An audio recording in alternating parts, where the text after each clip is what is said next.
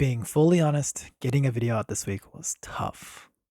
My regular schedule is to listen to podcast topics that interest me, and then I get inspired by them and want to share them with the world. And when I'm trying to share it, I have to think of the narrative like, how do I make this video interesting so that people would want to watch it? And I get into this weird funk. As much as I find the topic to be interesting, I don't think others would find this video interesting. How do I get over this hump? Well, I vent about it in the intro of a YouTube video, and I tell myself that this video isn't about me creating a good video or something worth watching. I think about what I said I would do. I told myself I want to practice making a YouTube video every week. And man, it's tough because there's so much perfectionism that I'm dealing with. But the reality is, as I've already made multiple videos, I'm sure my 10th video was better than my first. And looking forward, I'm sure my 100th video will be much better than my 10th. And so what I'm doing and what I need to get my headspace into is I am putting in the repetitions, the work to create a video. And that's it. I'm creating a video. It doesn't have to be good. I will get good at it as long as I'm intentional about what skills I'm developing. And so the skill I'm developing right now is getting out of that headspace. It's not necessarily a skill about video editing or video production or even storytelling, the thing that I'm kind of stuck on. It's getting over myself and my, anxiety about how this video will perform because it doesn't matter right now. And so trying to be completely transparent and honest just with myself, I'm basically using this video to be honest with myself. So let this be another intro. It's like a Yapisode, sort of. I don't know. We'll see how this video turns out, but I am just practicing getting out a video this week, and that's what's important to me. And that's where I'll focus my energy and motivation towards. Just get this video out for this week, and it's okay. I'm okay. No one's dying. All is well. So let's get to it. So what I want to post this week was basically around the topic of cheating. I feel that I see this all the time on social media posts so I'm part of different Facebook groups and I'm part of Reddit groups and other things where people post about relationship advice and the things that they run into. Cheating is something that pops up very often. There are posts by both cheaters, the ones who's cheating on their partner, and by partners who've been cheated on. And it's interesting because the poster poses the question, what should I do? And when you read through the comments, people will say, just leave them. They might use the phrase, once a cheater, always a cheater. And that is not necessarily true. But another advice that I see often is imagine one of your close friends, your sibling, your daughter, your son. Imagine that they told you this story. What would you advise them to do? And so the internet is very vindictive. They are intolerant of cheating. And the advice that you would get from people is leave. And so that's a perspective of someone outside looking to give advice. Now, the interesting concept is why would someone post if the answer is so obvious? And I think that's what's interesting. What is going on in the minds of these people posting? When they're asking, what should I do? There is a concept of asking for permission. They're posting because they need that extra push to validate and affirm what they've always been feeling, which may have been to leave. Something's been fishy. I've been tolerating this for too long. And they're getting that final push to leave. That's something that happens. And other times, there are people who want to make it work. And this also creates an interesting dilemma because everyone's pointing fingers at them or at their partner or whoever's cheating and tell them, leave them, right? So if you're cheating on someone and asking what to do, people will say, leave because your partner deserves someone who is fully committed to them and loves them and demonstrates that by their behavior. And that's a very fair thing to say. And when you're being cheated on, it's the same thing, right? Like you need to find someone who actually loves you and is committed to you, who won't cheat on you. And it's a completely fair statement. But what if they want to stay because they think the relationship is worth saving? Then we get into a different dilemma of shame. Everyone's pointing fingers at why would you stay? And that's a very hard reality to deal with. If you stay, you are judged for staying, especially if you're being cheated on. The one who stayed with a cheating partner, there's such an interesting dynamic where it's a form of victim blaming, where if they stay, then they get blamed by society for basically making a bad decision. And I think that's kind of tragic. I do believe that a relationship can recover from cheating. And so this is where I look into Julie and John Gottman's research on cheating. I consider them the world's best relationship experts. They have an intervention that they use to help couples recover from infidelity. And the statistics are kind of interesting. In their article, they say 1 in 3 couples in the US will encounter cheating in their relationship. 1 in 3. And there's other statistics I would not consider reliable, but they exist. And I feel like it gives some sort of ballpark, some sort of estimate in terms of the real numbers. And so these unreliable cheating data that I've come across, in general, the numbers tend to show that men on average cheat more often than women. At the peak, men cheat around 25% at around age 60. And then for women, their peak is around 14% around 60. It seems that the higher percentages of cheating occur around ages 40 to 60. That in itself is interesting. Who do people cheat with? It's often an ex, a friend, and someone from work. And so it's 1/3 friends and 1/3 from work. I assume an ex is considered within that friend bubble. And so that's probably over half, basically over half of the cheating instances with someone that you know.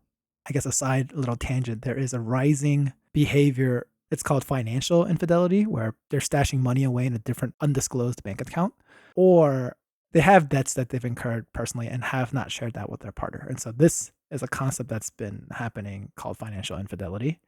I don't consider that infidelity. I think it's just straight up lying. Or I think it's all. If you're not talking about finances in a relationship because you're afraid it's going to break the relationship, then you already have a bad relationship. And it would be a very bad idea to not talk about financials with your partner.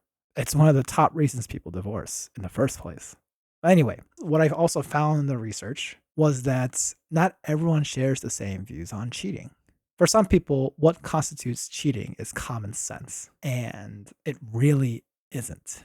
Culture and values highly impact how you view cheating and how you define cheating, and therefore how it impacts your relationships. Not everyone views cheating as morally wrong, and even what constitutes cheating is all over the place. Here are some forms that you can consider cheating. People, again, have different opinions. They don't all agree that this is cheating. So any form of intercourse, kissing, spooning, cuddling, getting close emotionally, sleeping in the same bed, holding hands, going out as friends, watching porn, masturbation without a partner. And there's another term that I had to look up called heavy petting. This can include kissing, but basically like sexual oriented touching, such as touching breasts, genitals, buttocks. And so there's a concept that I kind of fell into a rabbit hole as I was researching cheating. And it was this concept of perception, right? As you're thinking about what constitutes cheating, what are you making the cheating mean about the relationship, about you, about them? There's a perception that basically impacts how you view cheating. So for fun, there was a TikTok that went viral talking about Korean culture regarding what is acceptable in a relationship. It was called the perilla leaf debate. And there's a common Korean side dish that uses this perilla leaf. We call it 깻잎 in Korean. And what you need to know is that you stack the leaves, and when they're wet from the marinade, they stick together. And so it's very difficult to pull apart. So in this perilla leaf debate, the question was, let's say you're with your partner and their close friend. If you're thinking of a straight relationship, imagine that. So for me, imagine my partner, a girl, and her close guy friend, basically, right? Let's just put that as an example. And my girlfriend was picking up this perilla leaf with her chopsticks, but because they're stuck together, it's a little difficult. And if her close guy friend was to help her separate the perilla leaf for her, would that be appropriate / like acceptable to me? Right. And some people are like, it's not a big deal. It's just a side dish, right? Like, and they're just helping them. And the comments, some people would argue that I should be the one helping her, not her friend. They consider it crossing some sort of boundary where the friend might be trying to be helpful and polite.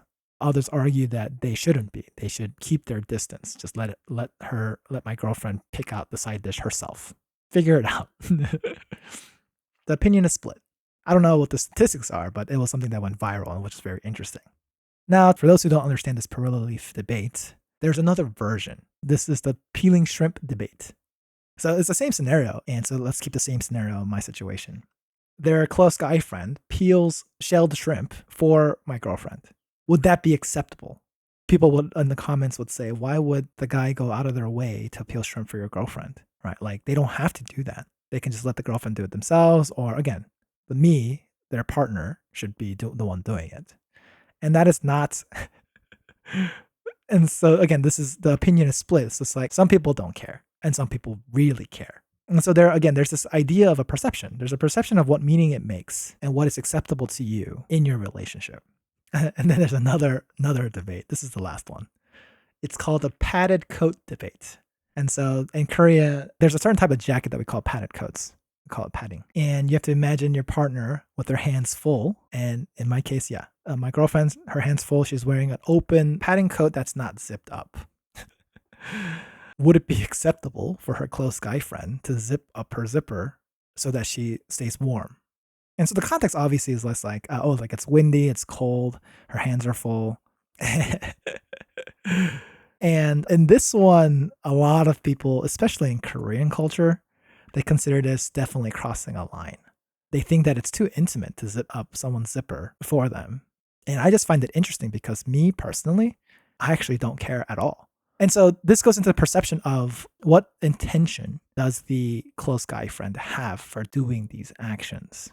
From the perspective of someone who's worrying about romantic intentions, it makes sense, right? These are actions, whether it's helping with the Korean side dish, whether it's peeling shrimp, whether it's zipping up their padding coat. These are things that they don't have to do, right? They don't have to do anything at all. They can just leave them alone. But if there's a romantic interest involved, these actions have more meaning behind them. And therefore, it feels like they're crossing a boundary from a friendly intention to a romantic intention. And that's not acceptable, right? If you're in an exclusive relationship. So that's an interpretation, right? That's a perception and interpretation. We don't know what's actually true. This is just a hypothetical. For me, if they're close friends, I personally don't really care. Maybe, and this is again a hypothetical scenario, but I would probably be taking care of my partner if I noticed those situations. And if her close guy friend were to take care of her and I trusted the guy friend, then it'd be fine. Because my perception is there's nothing malicious going on. There's no ill intention going on. And so this got me into a rabbit hole of understanding how the brain works and how perception works. And it's such a big thing in relationships. And this is also why I had such a hard time trying to put this video together, because there were so many things and thoughts I had that I wanted to talk about. And so I thought maybe it's better to talk about this in the form of a Yapisode. And this is why the video is the way it is. I'm still trying to figure out how I want to formulate this next video. And it might not even come out in the next video. It might come out in a different form.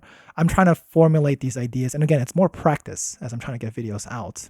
I just want, because basically, I'll save it for a different episode. I was going to talk a lot more about the different connections, but the episode's already, I don't want to create such a long video anymore.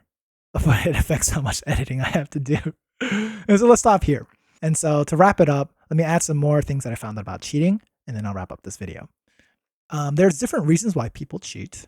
For women, it's often related to more emotional related things, versus men, it's often related to more sexual desire. And so, for example, for men, the reason why they cheated could be they weren't having sex with their partner, or they were having bad sex. And so when they're cheating, they find this other attractive person that's giving them attention, giving them attraction.